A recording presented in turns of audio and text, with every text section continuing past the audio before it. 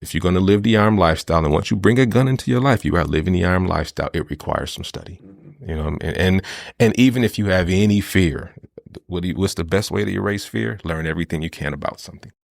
Stay tuned for more with gun safety expert Aqil Qadir and how Sue got a gun.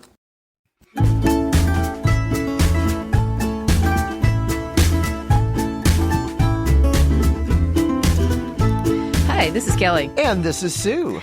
Welcome to Front Porch AF, where friends and neighbors gather to have a drink and a laugh and figure out how to solve all the problems of the world. Hey, how you doing? Hey, by the way, we are once again on video, and so let's remember to if we hold something up, we got to describe it for the people who are listening with their ears only. I understand. That's just a little pro tip. Okay. Pro tip. Well, good. Okay. Well, just really quick today before we get kicked off, just to give everybody an intro of what we're doing today, we're going to be talking guns. I'm so excited. We have special guest Aqil Qadir, and Sue's new handgun is our special guest also. we do have a handgun, so stay away. This is a really interesting story about how this whole subject came about. Yeah. And we'll delve into that later. Yeah, but first, cheers. What are you drinking today? Today, it's coffee because it's before noon. Yeah. I mean, I would, if we were in the tropics, I would be drinking something. If we were on vacation, I'd be drinking something that have alcohol in it. But right today, coffee. I'm just having a diet Sprite. I almost had a breakfast beer, but then I was like, I got to operate heavy equipment later. I'll just stick with the Sprite. Always a wise choice. Always.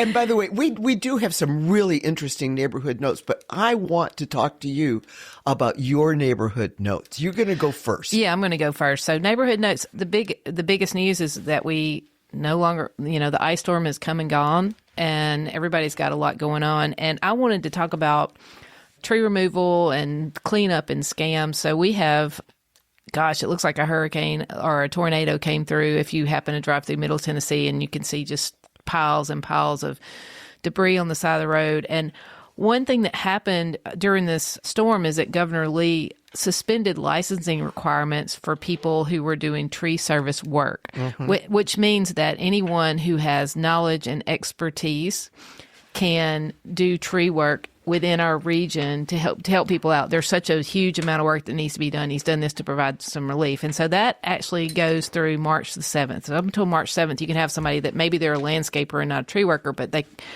got the experience. They can come help you. But one thing that people really need to be aware of, though, is that does not mean that they don't have to have insurance. So they need to be insured if they come and work on your property, because if you have somebody there working that's not insured, you could potentially be held liable for that. So I think it's something to be aware of. Because so many people will come up and down the road, and if they see trees down in your yard, they'll pull in with a pickup truck and a chainsaw, and they'll say, "Hey, lady, you want us to clear your stuff?" And if you don't take the right precautions, you could end up in a mess, and that's just goes right into the next thing. And we're gonna post this on the website. It's from the Tennessee.gov. It's all the red flags to look for. Number one, they're riding around door to door, salesmen. High pressure tactics. If somebody's like, "Oh, I want to do this, but I need you to give me an answer right now," like that's a red flag. Big red flag. Do not do this. Don't ever pay anybody up front. Yeah. That is most contractors, and the contractors we work with, and they're great, A&G Tree Service, they are amazing. They don't ask for a dime till they get it done. And they've already been out to my house twice and done two different things for me, and they know they got to come back, and I haven't paid them anything yet. Same thing here. They've been out once, they're coming back again to finish up, and no payment. Yeah. And that is a sign of a reputable business. Additionally, they are licensed and insured. So if you're getting people to work on your property and help get you this cleanup, please pay attention to these things. Anybody that's coming and asking for payment up front is probably not anybody you want to work with. The same holds true for the people who drive by and say, "Oh, we've got a load of asphalt. Would you like us?" Or, "Gosh, your roof looks like it needs a little." Yeah. We were in the neighborhood. Yeah. It's all the same concept. And then, get them to give you an estimate. And if I rarely have a very detailed written estimate, but in these days, if you aren't familiar with the people you're working with, get them to write down exactly what they're going to be doing for you and exactly what you're paying for. And don't fall for so we're going to actually have a show on insurance and homeowners insurance in the next couple of weeks, but don't fall for your insurance will cover all this. Don't worry about it. Because that is actually, if a tree falls on your house, yeah, sure. But if the tree's just falling in your yard, there's a chance your insurance probably isn't going to cover even any of it. So don't fall for that line either. A lot of those scammer guys will come in and say stuff like that. So anyway, we're going to have this on our website. I'll probably post it on Instagram and Facebook too. It's a link to this PDF doc that's really pretty helpful for what you need to look out for when you start trying to hire somebody to help you with what you got to deal with in your yard. And our hearts still go out to all the people whose beautiful, fabulous trees have come down. Although there are a number of people who have said the hackberry should now be the new dreaded natural enemy rather than the brown recluse spider. Yeah, I mean, hackberries are the worst. And there's this guy that lived in the Bend named Jack Barnes, Mr. Jack Barnes. He was married to Miss Judy Barnes. And he used to say, thinking about trees and thinking about hackberries, they're kind of like breath, and bad breath is better than no breath. But actually, I'm going to take umbrage with that right now because there's hackberries. There was a great bluegrass band years ago called the Hackberry Ramblers. Oh, gosh. And, we did... Have they broken up? Oh, you devil. That's tree humor. That is tree humor. That's absolutely tree humor. Any more neighborhood notes from you? No, I don't think so. Well, you will note. Oh, okay. I do. Tomorrow's Fat Tuesday, so happy Mardi Gras to anybody celebrating. Oh, is it Fat Tuesday? Yeah, tomorrow's Fat Tuesday. Every Tuesday is Fat Tuesday for me. Every day is Fat Tuesday for me. Okay. What is around my neck? Ladies and gentlemen who are just listening, I will post a picture of this on the web, but it is... Go ahead, Kelly. What is it? It says, love is deaf. Artist all access. That says, flip the other side. It says VIP. VIP. Mark and I did Anna and Michael Webb's annual tribute to love songs. Love is deaf. Anyway, we did it on Saturday. We dressed up kind of as Sonny and Cher to do I Got You, Babe, but Mark's wig got lost. Oh, no. And so he just looked like this bald guy at the piano. I was a bald Sonny. You were a bald Sonny. Yeah, he's a bald Sonny. But Sonny had great hair, like all the way up to the end. And the wig looked really good on Mark. I don't know where it went. Oh, so if anybody out there finds a brown beetle wig, it's ours, and it was lost. My second neighborhood note, which I think you will find interesting. Okay. I am handing Kelly a bag, and this is going to lead in to our special guest.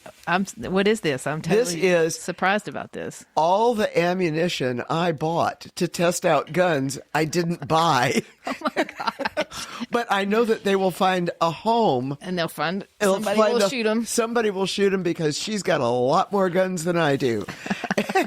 Show them your guns, Kelly. This is great. See? Yes. So have some ammo. Let's see. What all did you practice with? A 38? Yes, a 38 special. By the way, everybody told me that you would really like a revolver because it was small and it was light. Well, yeah, but the recoil, my poor little arthritic hands, the recoil did. And then in the 9mm, the semi-automatic 9mm that I was testing. This is a 9mm right here. Yes, that's a 9mm ammo right there. That's awesome. I had so much trouble taking the slide back to reload it. It was very difficult. And when we get into the discussion, it will become apparent why an old person like me needs to have a gun that she can shoot, and not just for looks. You know. Yeah. So that's my neighborhood notes. That's also, cool. I'm taking off to Florida to see my sister. Yeah. Taking off to Florida. And Bob's going to be down there. Dr. Bob is going to be down there. We are meeting for a drink in New Smyrna Beach. And we'll post pictures. That's awesome. That sounds fun. Yeah. I mean, anything else? No, I think that's pretty much it. Is there anything in the mailbag we want to chat about? Let me see. Is there some? Oh, my God. In the mailbag, TikTok report. This is a power of social media thing. Okay. Stacy Huckabee, who is our guest on the last episode, a social media influencer. Well, when she posted about us on her TikTok, we went up to double the views and listens Thanks, in that Stacey. following day. Thank you, Stacy Thanks, Huckabee. Stacey. That's amazing. So, by the way, all of our shows are accessible at all podcast outlets. If you go to our website, you can find all of our audio podcasts, all of our video podcasts, all of our front porch bonus videos.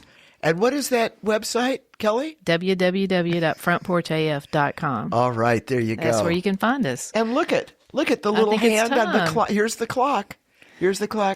It's time. All right, it's time. So today we're going to talk about guns. And I grew up around guns, starting with cap gun revolvers. And if you know, and if you've had one, you know the smell of that burning paper and the feel of getting your finger, that thin part right between your thumb and your hand, caught in the in the hammer. I've had Daisy BB guns for as long as I can remember, and I currently own 2. You'll shoot your eye out. They'll shoot your eye out, but they don't work that great against the squirrels on my bird feeder, but I try anyway. And my first real gun was a 20 gauge single barrel shotgun that my dad brought home to me, and he brought me and my brother each one. I think I was 10 and he was 8. And you know, anybody that listens knows I'm an avid hunter. So I would disappear in the woods for hours hunting with that gun. I never killed anything, but I was out there having adventures. And all that to say, I grew up around guns for hunting. I mean, I had a .22 pistol, but that was really just for fun. And I'd never been around handguns. And so it wasn't until I was late 30s before I even fired a real handgun and took a real gun safety class and got my permit to carry. And that's this is a completely different world, the handgun world and the automatic rifle world. And so that's our topic today. We're going to be focusing on that type of gun and gun carrying. And part of this episode, part of leading up to this, Sue embarked on her journey to gun ownership. We're going to have a little bonus video where Sue and I do a porch talk, and me and the 77-year-old hippie but pro-Constitution person talk about her journey to a handgun and share thoughts from the radical left on what it's like to own, how we think about owning guns.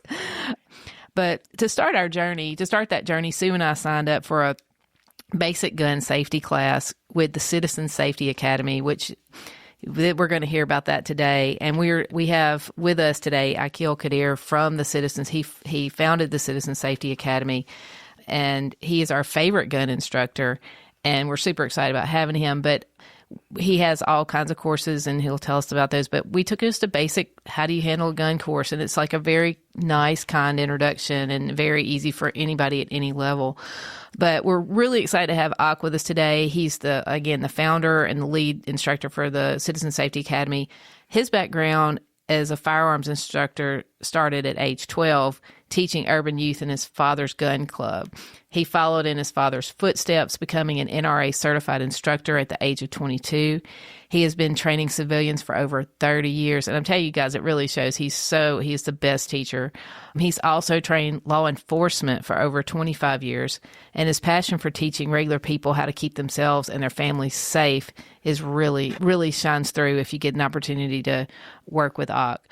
He's got a whole page full of certifications and things he's done, but he's a range master, pistol, shotgun instructor certification. He's a master instructor for that.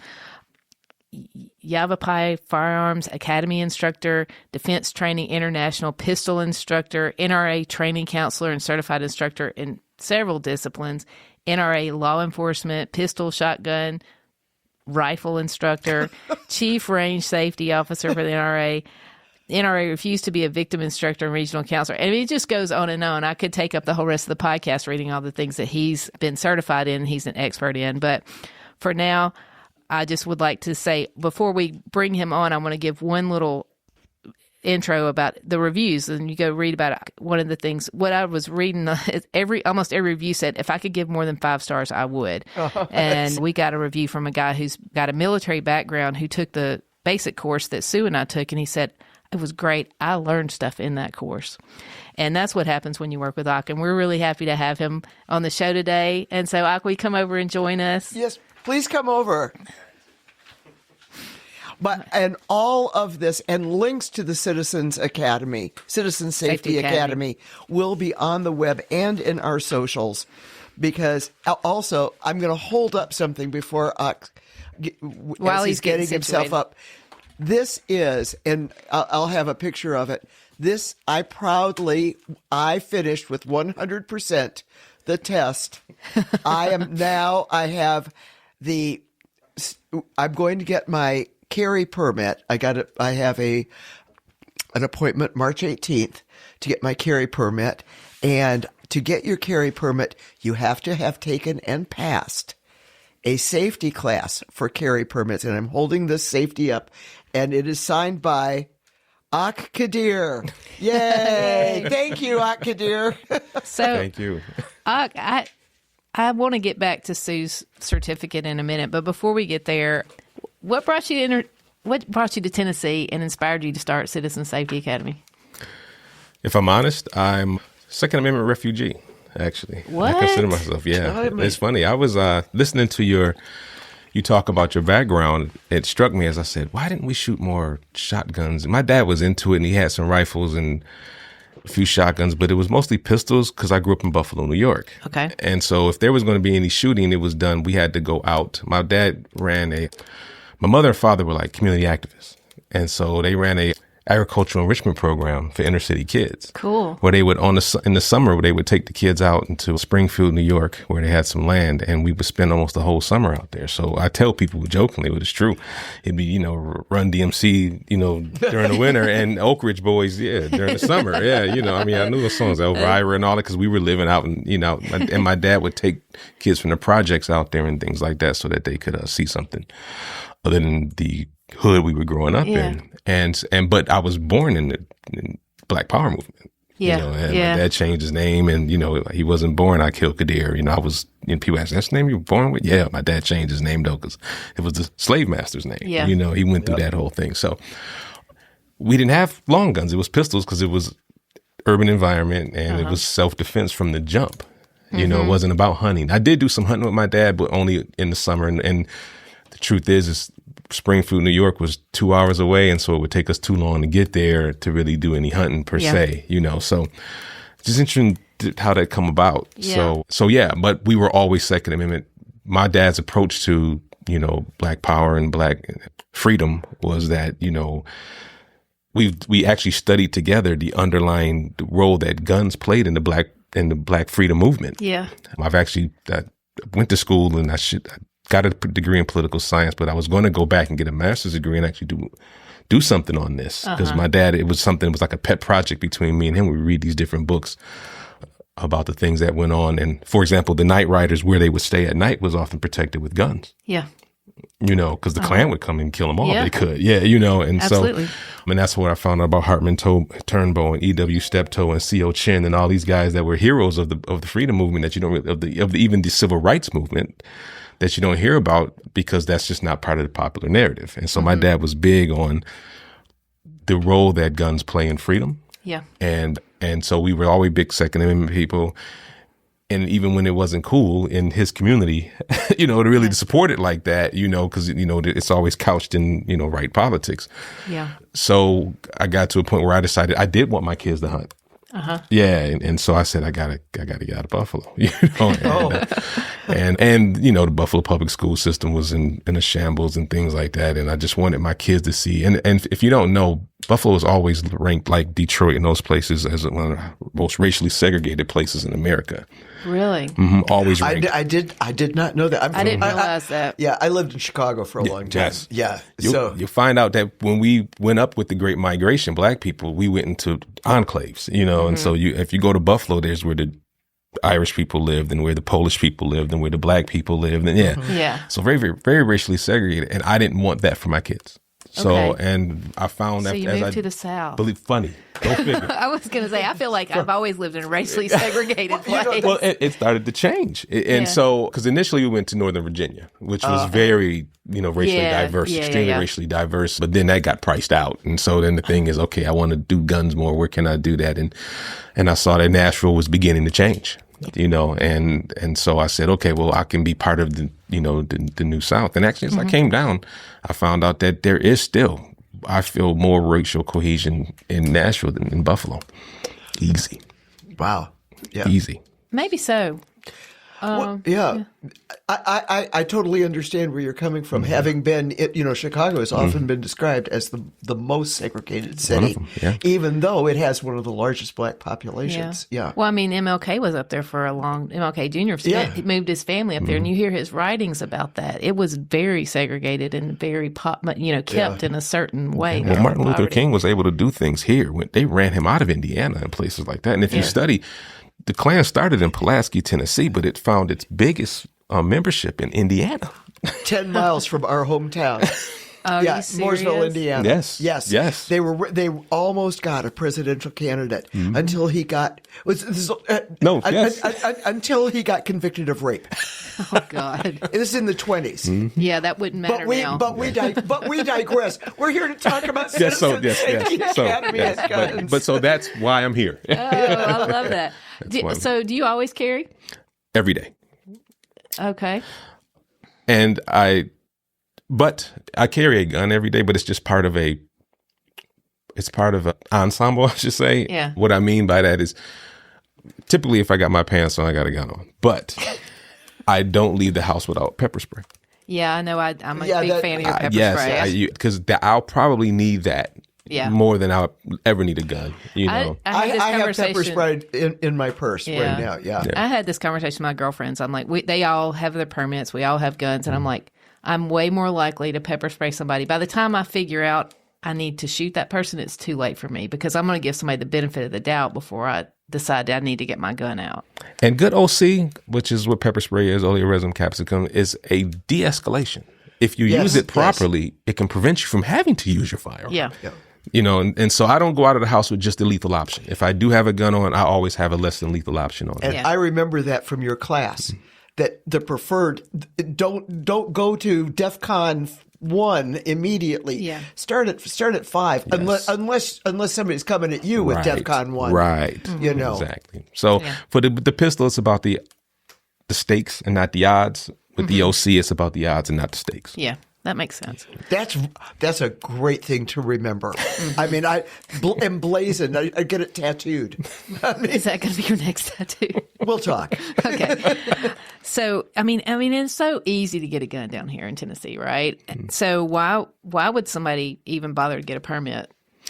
Because the rules of engagement, and you need to, one of the issues with, one of the downsides about the easy availability of firearms, if there is a downside, and there is that people don't tend to educate themselves properly on its proper use, its proper storage, its safe storage, and its proper use. And what a permit will do is teach you, first of all, when and how to use it, how to maintain it properly, how to store it properly if you get a good class. Yeah.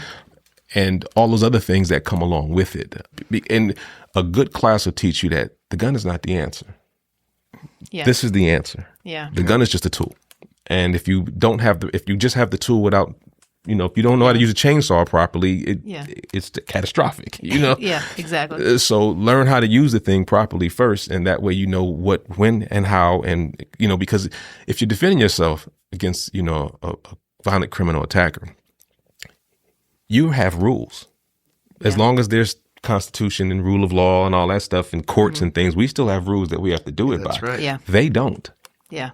And so the biggest deal is people learning those things, and if nothing else, learning that they don't want a gun in their life, that kind of thing. Because sometimes, if you don't get the proper education to go along with it, you actually can be bringing something very negative into your life. Yeah.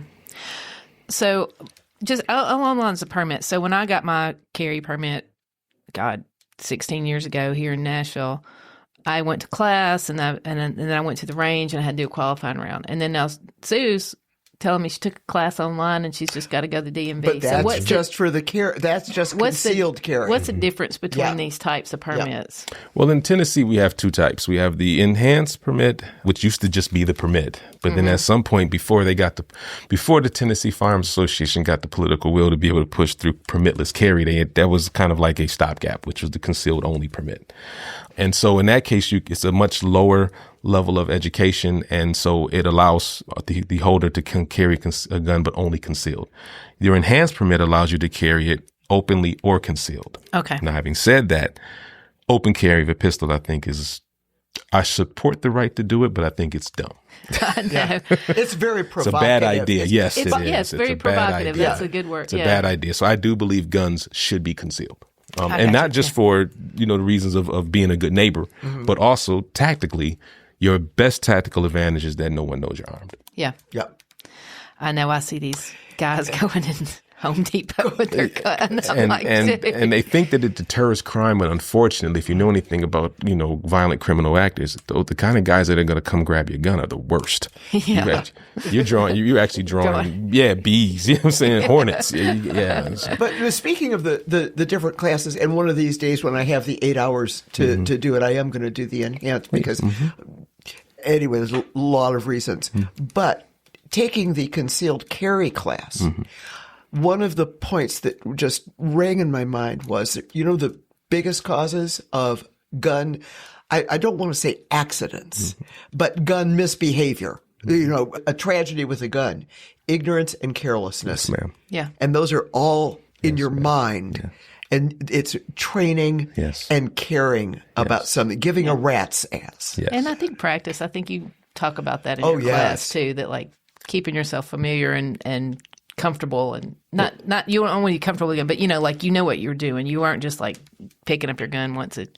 Most places that teach this, if you come to our permit class, what sets it apart, and that class there, our online class, we did just so that we had something out there, because the state only required an hour and a half. But if you notice, ours was 3 hours. Oh God, 3 hours. And we couldn't do any less than that. We looked at it and we were like, we can't. If they don't take this, then they just don't come to us, because we can't distill it down any less. But when you come to our class, we're the ones to tell you, first thing we say is, becoming responsibly armed is a process and not a class. Mm-hmm. All this is a field trip today to hopefully get you on the road. Then you start, it's like anything else that you do. If you're going to live the armed lifestyle, and once you bring a gun into your life, you are living the armed lifestyle. It requires some study, and even if you have any fear, what's the best way to erase fear? Learn everything you can about something, so. And that sets us apart from a lot of places who will say basically, hey, you got a Second Amendment right to get a gun, come in, stamp your, give you a little stamp of good seal of approval and send you out into the world. We tell you in the beginning of our classes, this is what we think is a part of being a responsibly armed America. This is what this class will cover. This is what this class doesn't cover. Yeah. So now you need to go out and get it. And if you don't, that's your choice, but just know that you're not doing what you need to do to be a responsibly armed, safe, responsibly armed American. Yeah. We're going to do a separate porch video about my journey and the individual things that happened with me and my decisions to, for instance, register with a very local range so that in 5 minutes I can get there and I can get in a half hour of practice. Yes.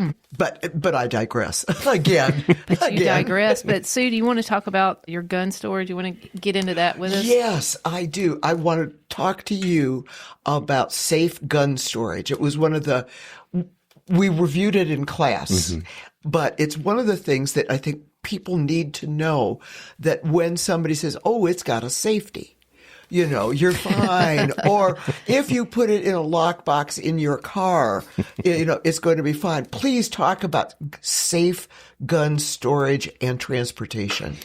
It's an extremely important topic, especially here in Tennessee, where we lose about 3,000 guns a year to the criminal element out of vehicles and things like that, because people don't store them. And I remind people that your family, your loved ones are the most in danger if you don't do this properly. Typically the ones you bought it to actually protect, and keep alive. So storing a gun, if it's not, we have a quick saying, if it's not being used, if you're in a place that you can shoot it, legally, morally, ethically, and socially that's set up for that, then go ahead and do it. If you're going to do anything else, clear it first, as we talked about it. And when it comes to storing it, we can store it in a way that unauthorized and untrained people do not have access to it.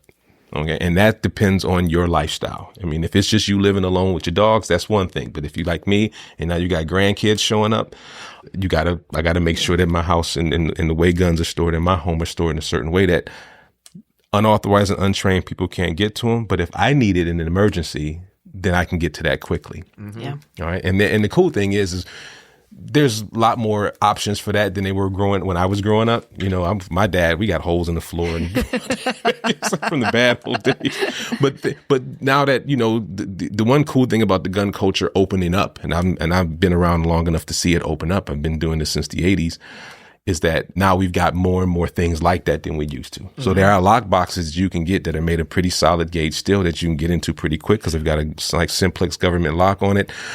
And you can actually keep a loaded gun in there and your grandkids or unauthorized or untrained people can't get to it. Yeah. And if you get one with a biometric read, which is the one I got, your fingerprints, and if I can't remember that code in a moment of stress, my fingerprint will open. Awesome. That. Awesome. Of course, I don't want to be that nervous. Right. And tell me about carrying a gun in a car.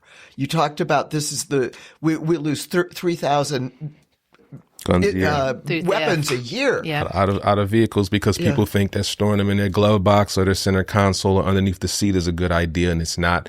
Or you got social media showing you some stupid magnet that you can put in your car that they attach to. It's all dumb ideas. There are boxes. You can get a good box from someplace like Academy Sports, $20-$30. Won't stop a cat burglar or anything, but it'll stop a smash and grab, and it's attached to the vehicle, in a way. And you can move it around a bit. And so in our classes, we show people those type of options and give them options and tell them where they can get those kind of things. And we try to do it in a way that's affordable too. Yeah. Are there rules about, I guess if you're carrying your gun, it can be loaded. But like you got guns in your car, do you need to have them unloaded or? No, not in the state of Tennessee. Okay. No. The gun, the gun is a car almost in the state of Tennessee is almost like your home. Okay. And I don't think people look at it like that, but I think they need to because, just like you would secure a gun in your home, you should secure a gun in your vehicle too. Yeah. Okay. All right. Emergency situation. Yes, this is what I really want to hear about. It's midnight. You hear somebody coming through your door, kicking in your window, whatever. What do you do if you got your gun in a safe? Like, what's that scenario look like? Okay, so first, my house is lit. The outside of my house is lit, so that's avoidance, deterrence, and de-escalation is the job. The gun is for when that doesn't work. Yeah. Okay, so if you come on my cul-de-sac, my house is the most lit up house on the coast. Well, my neighbors actually, they're the Christmas people and they're the lighthouse. Short of them, we've got security lights all over our house. For no other reason, I'd rather you select a house that's dark, and that's what a burglar would do. Okay. Then the inside of my house is not lit, daylight lit, but it's lit low lit. My bedroom where I sleep is dark, and that room is locked. So that even if I may wake up to you jiggling that doorknob, that buys me time. Yeah. Because time gives you, time and space give you options. Okay. So that door is locked. So that if somebody's jiggling that door, that may be what wakes me up. Okay. Yeah. Then there's the lockbox with the gun. And honestly, for my home, I defend my home with the inside of the house. The cool thing about your house, like we always say, you don't know when, you don't know where. Okay, you choose when you carry a gun. Somebody else chooses when and where you need it. The cool thing about your house is that the where is already figured out. So you can set your house up to give you every advantage in those situations. So let's say that's happening, right? And there's at the door. We stay ensconced. I'm not going to look through my house. I was a cop at one time, and I know going through houses is scary, and I hate people who teach other people to do that kind of stuff. But, especially if they're not going to train and do it like a SWAT team. So we're staying ensconced. That's our safe room, I guess. Yes. Right? And our room is set up so that if you come through the door, you have to come across the bed to get to us, which does what? Buys us time. Right? Yeah. And then me and my wife, we defend our homes with a shotgun. Oh, yeah. Okay. Yeah. Sometimes that sound is all you need. As a hunter, what's more? You don't hunt large game with pistols, right? Right. Would this be a good time to ask about the classes that you offer at Citizens Safety Academy? Sure. There's a lot of classes, and they're all great. Oh, I appreciate that. And you have them Go ahead. You need to tell us about them. What we focus on in Citizen Safety Academy is we like to teach regular people how to defend themselves. Regular urbanites, suburban, subrural people how to defend themselves. We don't do though I'm retired law enforcement, I don't teach in a law enforcement matter. And I do have some, armed guard classes that I do to help pay the bills. But generally, most of the stuff we focus on is a crawl, walk, run approach to get people to be able to defend themselves. Gotcha. So we start with, how to shoot a handgun, which is our new shooter class. And then we'll go to the permit class, what we tend to recommend people. Then after that, we have a defensive pistol series, which starts with, no holster because it's for the house. And then after that, if you want to go past that to like defensive pistol 2 or 3, then we introduce you to holster work, that kind of thing. And those classes are just 4-hour classes that we do in the evening because people got jobs and lives. So we try to give you little bite-sized chunks. Letting you know in training, though, and this is important, training is to teach you how to practice. You will never anchor a skill in a class. So what our classes are set up to do is to teach you how to practice. Because what most people don't realize, and I think I said that in that class, is that you can get to know your gun in the safety, quiet warmth of your own home. And figure out what all those bells, levers, whistles, and doohickeys and buttons are hanging off the firearm, and how this thing works and how does what happens. Now you can do that with an empty gun, you know what I'm saying, and make sure that you do it in a safe manner and in a safe area. But that's the best place to learn your own firearm. Yeah. And then you can take it to the range. And I will show you in our bonus video, which we will be filming in a few minutes, my first target. Yeah, and that's your deterrent. I think we just hang that outside your house. Just hang that outside my house. This was just her first time, ladies. Just think about it afterwards. We've got to wrap this up, but anything else that you want to? Citizen Safety Academy. I just want to say, as a woman, that I do appreciate, I've taken the class twice for a couple of different reasons, and you always have, your wife has been there, and you've got women on your staff, and it's always just a really comfortable, great place for a woman to come and learn. And I just want to say thanks for that. And I encourage, we're going to try to set up, I'm trying to get, there's a small group, my stepdaughter and my partner and a couple of my best friends, get a group to come and take that class again with you. Because, like I said, I've been around guns forever and had handguns for a while, but it's so foundational, and you just hit home on so many things. You also have a Girls and Guns group. Yes, we have several, actually. I teach them more than I teach the guys. I like teaching women better anyway, because you guys listen and you understand technique. And are you saying something about men? I don't care. I've been doing this a long time, and I much rather teach women than cops any day of the week. Oh, right. But yeah, we've got 3 women's groups now. Oh, wow. That we operate. And there's an intro, intermediate, and advanced level group of just women shooters. And y'all do one on the pepper spray too, don't you? We do a pepper spray class. Unfortunately, it doesn't sell as much as I'd like to, but I bring a girl up from Chattanooga who's phenomenal. And when I saw her class, I said, "You teach this better than I do. So would you mind teaching it here?" Now I want to take I want to take the pepper spray class. We'll take a pepper spray class. We'll do a video about it. Yes. That's awesome. We've got to say thank you. Yeah. Thanks, Aqil, so much. Thank you for having me. Citizen Safety Academy. All of the links will be all over. Yes, and I have one more. I need to shout out to Aqil Qadir, because I really wanted, this is Aqil's wife. I wanted Ty to join us today. She couldn't make it, but thanks for letting us borrow him for this. Yes. We appreciate it. And okay. We will put up some action items, over things you can do to take positive action if you're interested in handgun ownership, handgun or gun ownership, period. Right. And we'll have links to the Citizen Safety Academy and all their classes, and we may be organizing a class, Front Porch AF. And stick around. There will be a bonus video. Aqil's going to show me how to safely handle my gun for all you out there and load it. Okay. All right. That's it. Next show. Our next show, I think I alluded to it. We're going to have a real good friend of mine who's been selling insurance for a long time. He's going to talk to us about homeowners insurance. How do you know what to get? How much should I get? What is it going to cover? When should I file a claim? When is it worth it to file a claim? When is it worth it to file a claim? What happens if I get dropped? And I don't know. I've been renter's insurance too. Renter's insurance. Same thing Since I've had so many people ask me these questions after this ice storm. Are you going to file? I mean, like, I'm not filing a claim. Yeah. I don't have a big enough claim. So so I think it'll be helpful for a lot of people. And I had a friend that had a motorcycle accident, which brought up some issues around how much uninsured motorist. Yeah, we could talk should you about carry? that because I'm a beneficiary of that. So anyway, okay. so we're going to have our next show on that. I think it's going to be really good. And until then, anything else, Sue, that you need to Facebook, Instagram, YouTube. You can find us on TikTok. all the socials except tweet. Right. And please check us out anywhere that you get your podcast. We're on every one of them: Spotify, YouTube, Amazon, Apple. FrontPorchAF.com. So, and this is where, okay, everybody looking out there, this is where we've done this dozens of times. We've done this 27 rapid. times. 27. This is Or our 28. 27th episode. Kelly, would you like to read what? So, Where are we? we're down at the bottom, at the very bottom. Okay, skip me. So until next time, When we gather on our audio front porch, grab a drink. and solve all the problems of the world. Cheers, Cheers, y'all. y'all. Clink.